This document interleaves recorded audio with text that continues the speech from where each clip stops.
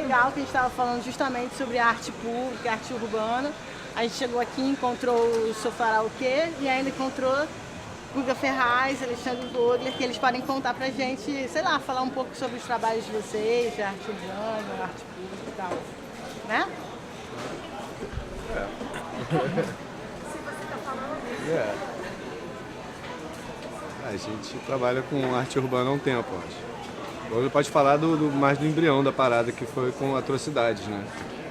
Sim, bom, meu nome é Alexandre Vogler, trabalho, bom, na verdade sou artista plástico, mas trabalho com arte em contexto público e sistemas de comunicação há mais ou menos uns 15 anos.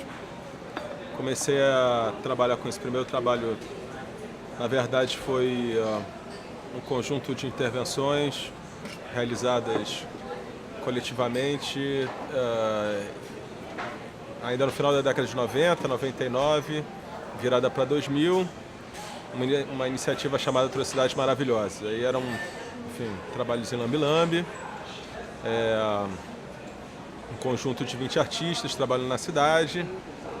Bom, a partir daí eu ainda desenvolvi alguns trabalhos ainda em lambe-lambe e outros não somente em lambe-lambe. E, bom, eu continuo trabalhando com isso. Acho que hoje em dia, depois de uma década e meia trabalhando com isso, eu acho que já dá para desmistificar algumas coisas que eu acreditava tempos atrás, hoje em dia acredito menos, e confiar em outras coisas que ainda não tinha levado em consideração tempos atrás, assim.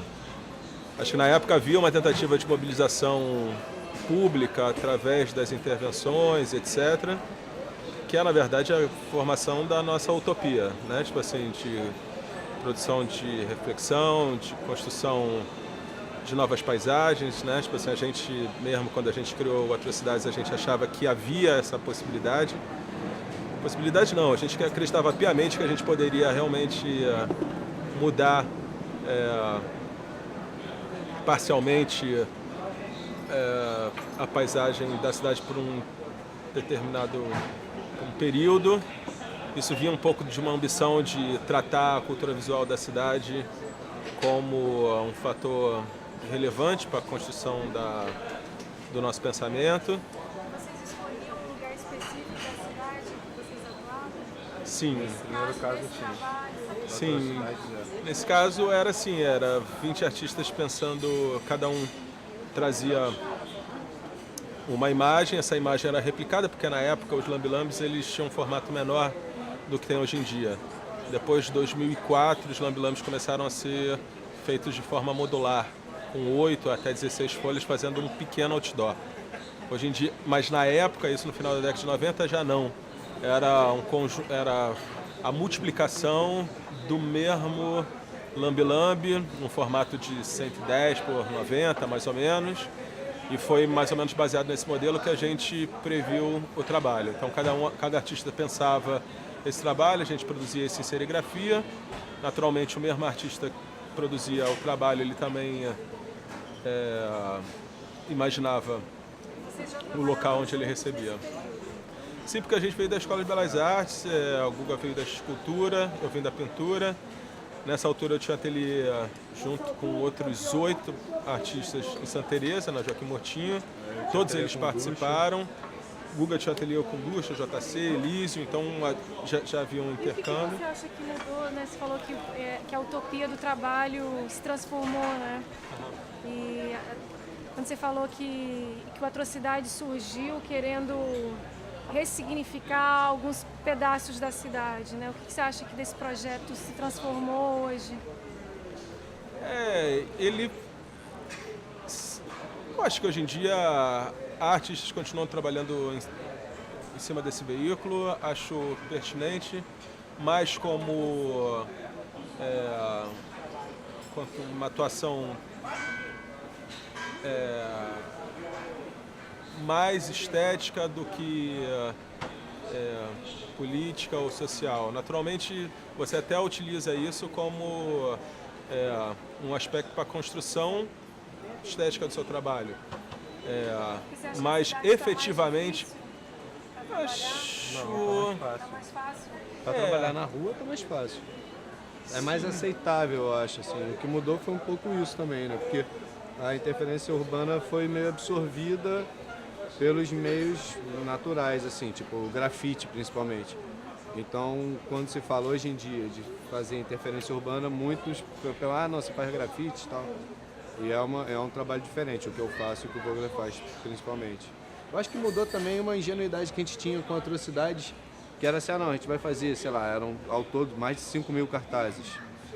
Eram 20 artistas com, sei lá, 150 e tantos cartazes cada um. Então tinha aquela imaginação nossa que a coisa, pelo tamanho, né, a gente ia impactar na cidade. E tem uma fala que o Vogler fala no Atrocidade mesmo, que fala que se a potência se o trabalho tem uma potência, ele tem uma potência em qualquer lugar que você apresenta ele, ou numa folha de caderno, sei lá. Eu li assim, ou numa folha de caderno ou na rua. Ele não depende do público que veja, ou seja, se é um público especializado em arte, que acompanha a arte ou não. Exatamente. Assim. Quando você põe o trabalho na rua, você pega ele desatento, não atento a um trabalho, você pega ele de assalto, você não... A pessoa sai para a rua e não imagina que vai ver um trabalho de arte, principalmente. No lugar que a gente coloca, o trabalho que a gente colocou, as interferências do Atrocidades, era um lugar meio tomado emprestado da publicidade, que a gente já está acostumado a ver publicidade o tempo todo ocupando aquele espaço. Então, quando você vê uma imagem que não está vendendo nada, na verdade você se atrai a ela por um outro motivo, quer dizer, não tem aquela finalidade de se vender um produto. Você estava falando do caráter político dos trabalhos, né? Mas enquanto processo de criação, você acha que esteticamente os trabalhos se transformaram também? Você acha que essa ingenuidade que você falou no início do Atrocidades se transformou enquanto processo político e processo estético? Os trabalhos se transformaram? Eu não sei, eu acho que o trabalho mudou um pouco o jeito de atuar, eu acho. Sei lá, quando a gente imaginou o Atrocidades, a gente achava que para fazer algum estardalhaço tinha que colar 5.000 cartazes na rua. O trabalho que eu fiz que teve mais, sei lá, impacto que tem até hoje é o ônibus incendiado. Que na verdade são umas 4 chaminhas de 10 centímetros, 12 centímetros.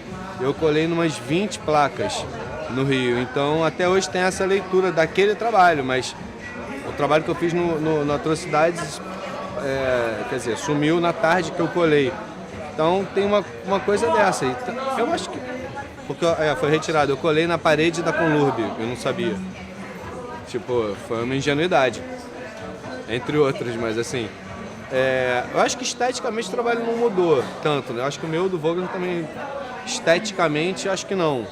Quer dizer, se decupa e se apura, espero eu, com o tempo, né? Melhora, ou fica pior de propósito. Mas eu acho que não mudou tanto. Eu acho que motivo para falar... Esse tipo de perceber que o trabalho, quando entra na esfera do sistema de comunicação, pode ser... Né, quando você trabalha com arte pública, são trabalhos que envolvem escala, né? E antes a gente pensava essa escala de forma física. Eu acho que, de repente, o trabalho do Ducha, do Cristo, foi importante porque ele articulou, junto com a jornalista, a fotografia daquele trabalho. E assim como o Antônio Manuel, na década de 60, trabalhava com jornais e se apropriava de jornais, etc. Acho que a gente percebeu que, muitas vezes, o sequestro dessas formas, desses sistemas de comunicação poderia ser mais eficaz e se tornar o trabalho mais público ainda. O ônibus incendiado a própria Atrocidade mesmo, assim. Ele falou, essa semana o Atrocidade passou no curta. É um filme que rodou pra caramba, um documentário, um curta-metragem. Antes de vocês chegarem e falarem, estava comentando isso. E aí a gente percebeu que, na verdade, a dimensão pública do Atrocidade de fato aconteceu a partir da saída midiática dele, mais do que o acontecimento concreto, físico dele nas paredes. Tiveram trabalhos que foram colados num dia e foram retirados no dia seguinte, como tiveram outros que ficaram também até o papel gastar e acabar, entendeu? Então também tem e também em uma tarde, o trabalho colado na Rio Branco, se for comparar com a visualização de uma exposição dentro de uma galeria, mais gente viu o trabalho na rua, e isso continua sendo, né? Não muda em 15 anos que a gente está dentro disso, trabalhando. Mas o trabalho na rua também é outra coisa que também se transforma num outro ponto de vista da arte na rua, que também é um espaço que também é um espaço de publicidade. Então você faz um trabalho na rua, as pessoas, quem fez isso, quem fez aquilo. Então quando você tem uma sequência de trabalhos realizados nesse campo, acaba que vira uma assinatura. Perguntando sobre estética, acaba que vira não é uma assinatura, mas às vezes as pessoas veem o trabalho e falam, não, isso aí foi fulano que fez, foi ciclano que fez. Então tem... Pode se confundir um pouco com a assinatura do grafite, né? Que se preocupa muito com isso, com ter um tag, com... Eu não sei se pode se confundir, porque a assinatura do grafite é muito clara, que eles trabalham com a letra, né? E o nome. Quer dizer, um cara é o nome do cara e o cara assina o nome do cara em todos os lugares, isso é uma assinatura que se basta naquilo. Eu acho que a questão de assinatura, que eu digo, assinatura de intenção, de que está falando. Por exemplo, no meu caso, sobre violência, no caso do Bogner também, às vezes sobre violência, sobre como se vê a mulher nas peças de publicidade. Então tem coisas que para mim são muito mais caras do que a minha assinatura ou o meu nome. Realmente não me... A gente até percebia que essa lógica da redundância, que é, na verdade, onde se firma a publicidade também, né? Você bota, sei lá, um anúncio, mas você tem que botar aquilo diversas vezes durante o dia para aquela coisa realmente ter alguma relevância. Isso o grafite você faz disso, né? O tag, você vê lá, o cara pichou Brock, aí você vai ver Brock ali, Brock, aí você vai dizer, caralho, cara. Você vê uma vez, o cara não é nada, né? Então, eu acho que o grafite se vale um pouco disso. A intervenção não vai lidar exatamente com isso, embora lide também com estratégias, pelo menos no meu caso, assim, oriundas da publicidade, pra caramba, assim, né? Quando você trabalha com veículo utilizado para publicidade, você está trabalhando francamente com a crítica àquilo também, utilizando os mesmos valores valores não, os mesmos meios que ela utiliza, contestando os valores, né? Tipo, mais ou menos isso. Então, dá uma resposta, né?